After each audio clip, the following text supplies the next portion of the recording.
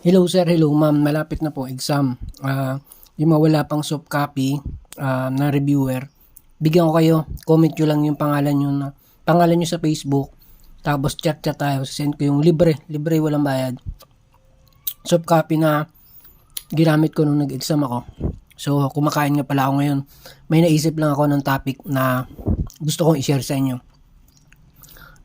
Magtataka kayo kung bakit nag-upload ako ng mga ganitong video. Kasi sa totoo lang sabi ko kay Lord, pag nakapasa talaga ako, mamimigay ako ng libreng reviewer na ginamit ko nung nag-exam ako. Libre po, walang bayad, soft copy. Kasi po, sa totoo lang po, hindi po ako marunong sa math. Bobo po ako. Uniting lang po ako, nag-unit earner lang po ako. Isa po ang computer science. Tapos ang binigay sa akin ni PRC ay math major. So sabi ko kay Lord, nakapasa lang talaga ako Lord. Bibigay ko lahat ng mga materials ko na ginamit ko nung nag-exam ako para makatulong ako. No need na po na i-ano nyo ako, wag nyo na akong i-subscribe. Pero kung i-subscribe nyo naman ako, di mas maganda. Pero hindi ko hinahangad na bigyan nyo ako ng suklay. Dahil ako ay binigyan lang ni Lord ng pagkakataon na makapasa. So bibigyan ko rin ng pagkakataon kayo na may bigay ko lahat ng mga nalalaman ko sa exam.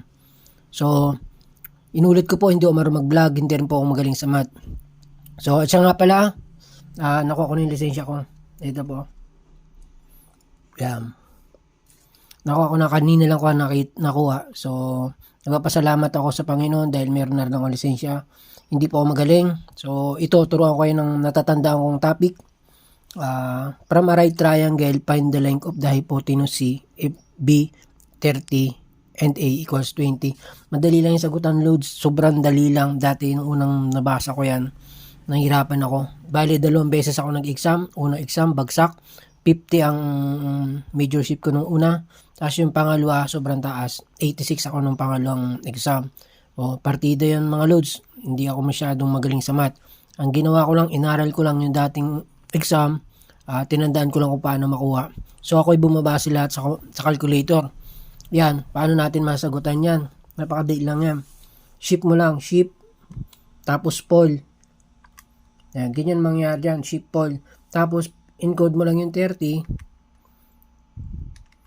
Tapos, yun na. Tapos, shift, comma. Yan. Tapos, 20. Yan. Ganyan na, loads. Ganyan lang yung mga sir, mga ma'am. Huwag na kayong kabahan. Ako, unang-unang tingin ko dyan dati, nung unang exam ko, hindi ko alam kung paano gagawin dyan. Nung pangalawang exam, lumabas yan. Ganito lang ginawa ko. Pinindot ko yung poll, 30, 20, tapos equals. Yan. Yan ang sagot nyo. 36.05. Tingnan natin kung gaano kabilis ha. Nung nabasa ko yung exam na yan, from a right triangle, find the length of hypotenuse, pinindot ko agad shift, poll. Yan, shift, poll, 30, shift, comma, 20, close parenthesis, equals. Tingnan nyo kung gaano kabilis. Ilang segundo lang nasagutan ko na agad yung question. 36.05. Sana loads, kahit simpleng ganyan na matutunan nyo kasi ganyan na ganyan yung exam. Noong unang exam ko, yan na rin yun. Parang nagbago lang yung 30, nagbago lang yung 20, pero yan na rin yun. Kaya kung alam mo sagutan yan, alam ko maraming mas magaling dito at alam ko meron kayong tekniko paano masagutan yan. Ganun yung tekniko para masagutan ko yan. So, good luck sa inyo, loads. Aralin nyo yan. Papasa rin kayo.